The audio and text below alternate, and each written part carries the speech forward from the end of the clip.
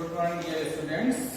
तो हम आज डिस्कस करेंगे लाइव प्रोसेस पार्ट सेकंड के बारे में। फर्स्ट पार्ट आपको पहले डिस्कस कर चुका हूँ, ठीक है। तो आज हम डिस्कस करते हैं लाइव प्रोसेस के पार्ट सेकंड के बारे में। इसमें हम आपको पढ़ाएंगे टाइप्स ऑफ न्यूट्रिशन, यानी कि पोषण के प्रकार।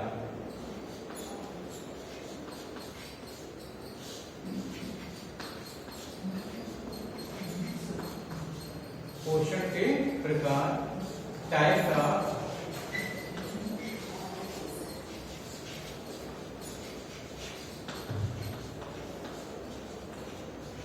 न्यूट्रिशन, ठीक है। तो आप सभी लोग जानते हैं कि पोषण मुख्य रूप से दो प्रकार का होता है। एक होता है ऑटोट्रॉपिक मोड ऑफ न्यूट्रिशन और सेकंड होता है आपका हेटेरोट्रॉपिक मोड ऑफ न्यूट्रिशन, ठीक है। तो पोषण मुख्यतः दो प्रकार का होता है। फर्स्ट के बारे में हम बात करते हैं तो क्या करेंगे, स्वपोषी पोषण, स्वपोषी पोषण, ऑटोट्रॉपिक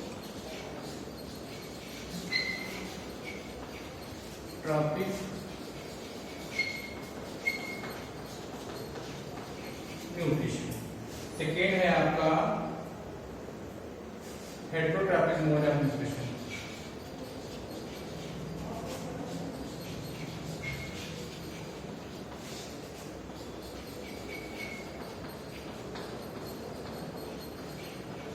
हिंदी में बोलते हैं इसको विषम पोषी पोषण, विषम पोषी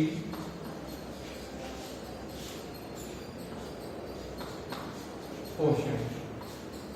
तो देखिए, स्वपोषी पोषण में क्या होता है, ऐसा पोषण, एक ऐसा पोषण जिसमें वातावरण में उपलब्ध जो रॉ मटेरियल होता है, कच्ची सामग्री होती है, उसका उपयोग करके जो जीवधारी अपने फूड मटेरियल का फॉर्मेशन स्वयं करते हैं। तो इस प्रकार का जो पोषण होता है वो आपका स्वपोषी पोषण कहलाता है। अब देखिए, घर में आपकी मदर फूड प्रिपेयर करते हैं तो आप कह सकते हैं कि वो स्वपोषी पोषण है, मतलब फूड वही बनाती है लेकिन वो फूड किसी और ने बनाया है, ठीक है। वो अपने सुविधा की दृष्टि से या स्वाद की दृष्टि से हम लोग उसको क्या करते हैं, पकाते हैं उसको, लेकिन वो फूड किसने बनाया है, प्लांट से बनाया है।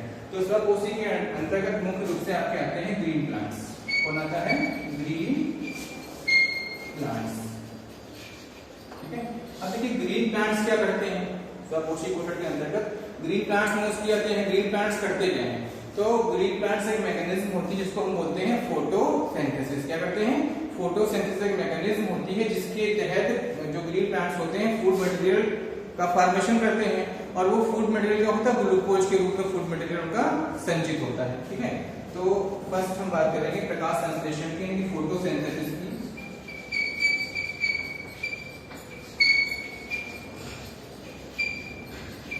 फोटोसिंथेसिस या प्रकाश संश्लेषण,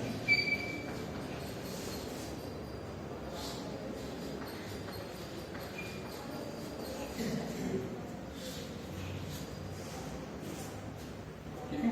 फोटोसिंथेसिस या प्रकाश संश्लेषण, ठीक है। तो ये तो प्रकाश संश्लेषण हो गया। प्रकाश संश्लेषण में क्या होता है कि प्लांट्स जो होते हैं वो चार प्रकार के रॉ मटेरियल होते हैं, जैसे आपका है सनलाइट, दूसरा है आपका CO2, तीसरा है आपका क्लोरोफिल, चौथा आपका है वाटर। ये चार टाइप के रॉ मटेरियल होते हैं जिनके तहत क्या होता है, प्लांट्स इन चारों रॉ मटेरियल का उपयोग करके क्या करते हैं, फूड मटेरियल की इसी करते हैं, ग्लूकोज का फॉर्मेशन करते हैं, ठीक है। तो ये तो हो गया स्वपोषी पोषण। तो केवल ग्रीन प्लांट्स क्या होते हैं, स्वपोषी पोषण के अंतर्गत आता है। इसमें दो डेफिनेशन आती होती है, स्वपोषण, स्वपोषी पोषण किसे कहते हैं और स्वपोषी जीव किसे कहते हैं, ठीक है। तो स्वपोषी जीव वो होते हैं जो वह वातावरण की मदद से अपने भोजन का निर्माण करते हैं, वह स्वपोषी जीव होते हैं। और जो ये मैकेनिज्म होती है जिसके तहत वो भोजन का निर्माण करते हैं, जो मैकेनिज्म होती है उसको क्या होते हैं, स्वपोषी पोषण, ये मैकेनिज्म कहलाती है। दूसरी आती है विषम पोषी पोषण या हेटेरोट्रॉपिक मोड ऑफ न्यूट्रिशन कहा जाता है, ठीक है। इसमें कुछ चीजें और रह गई हैं कि इसमें देखो, ये तो फोटोसिंथेसिस आपकी हो गई, इसमें मैंने आपको बताया सनलाइट है, कार्बन डाइऑक्साइड है, क्लोरोफिल है और वाटर है। तो इसकी एक मैकेनिज्म होती है कि जो प्लांट्स अपना फूड कैसे बनाते हैं, तो इन चारों चीजों के रूप में केमिकल इक्वेशन लिखी जाती है कि 6CO2 plus 12H2O is equal to, arrow का निशान बनेगा रिएक्शन का, इसमें क्या होगा, सनलाइट और क्लोरोफिल।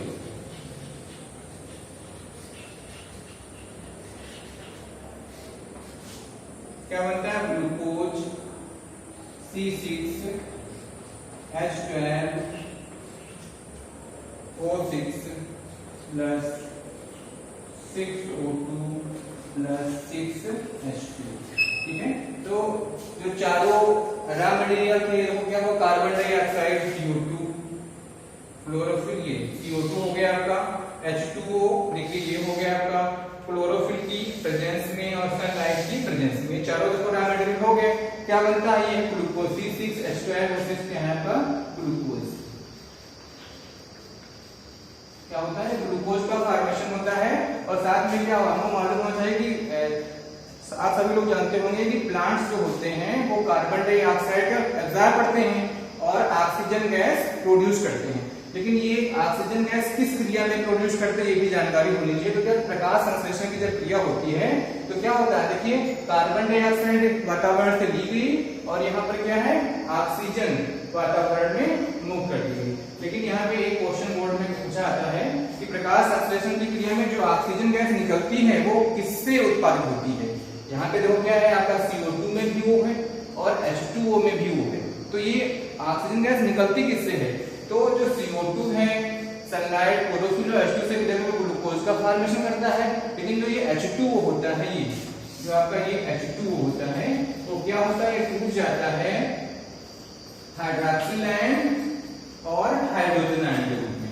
ठीक है, ये प्रकाश संश्लेषण की जब लाइट रिएक्शन और डार्क रिएक्शन आप पढ़ेंगे तब आपको बताया जाएगा।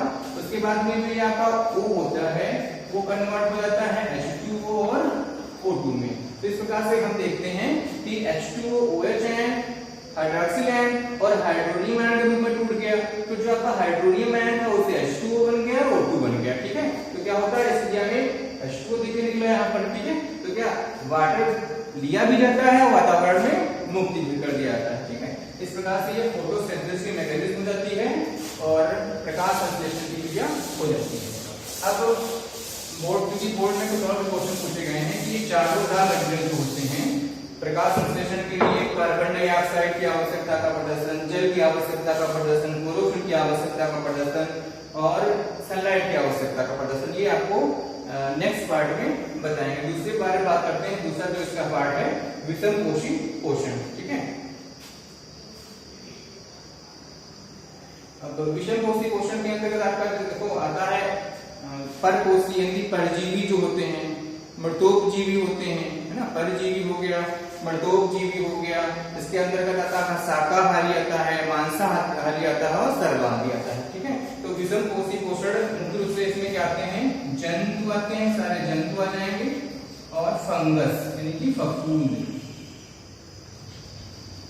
ये आपके विषमकोशी पोषण में आ जाएंगे। इसके अंतर्गत देखिए क्या है विषमकोशी पोषण में, पहला आपका है परजीवी,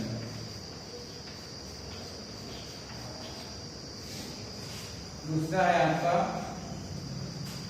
इसको बोलते हैं पैरासाइट,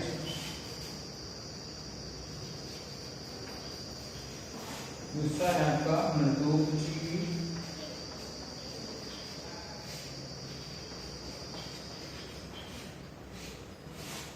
इसको बोलते हैं सैप्रोफाइट या सैप्रोजोइड, तीसरा है आपका शाकाहारी,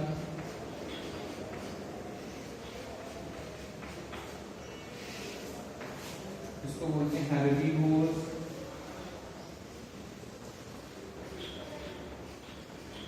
हेर्बीवोरस, दूसरा है आपका शाकाहारी के बाद मांसाहारी आता है,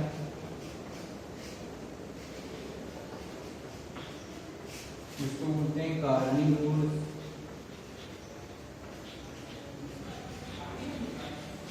और लास्ट है आपका सर्वाहारी, सर्वाहारी उसको बोलते हैं ओमनिवर्स।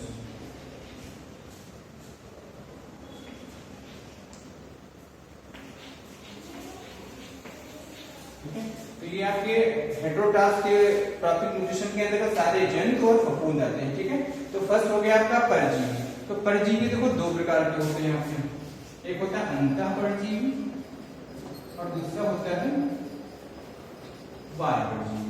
ठीक है। परजीवी का मतलब होता है पर, दूसरे के ऊपर, जीवी का मतलब जीने वाला, जो दूसरे के ऊपर आश्रित रहता है, दूसरे के ऊपर आश्रित रह के अपने भोजन को प्राप्त करता है, उसे हम परजीवी कहते हैं। एक होता है अंतःपरजीवी, दूसरा होता है बाह्य परजीवी।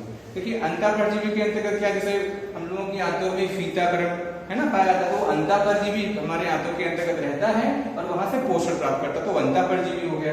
दूसरा आपका बाह्य परजीवी है। बाह्य परजीवी के रूप में तो हो गया जूं है, किडनी है, खटमल है, पिस्सू है, मच्छर है, ये सब आपके बाह्य परजीवी के अंतर्गत आते हैं। ठीक है।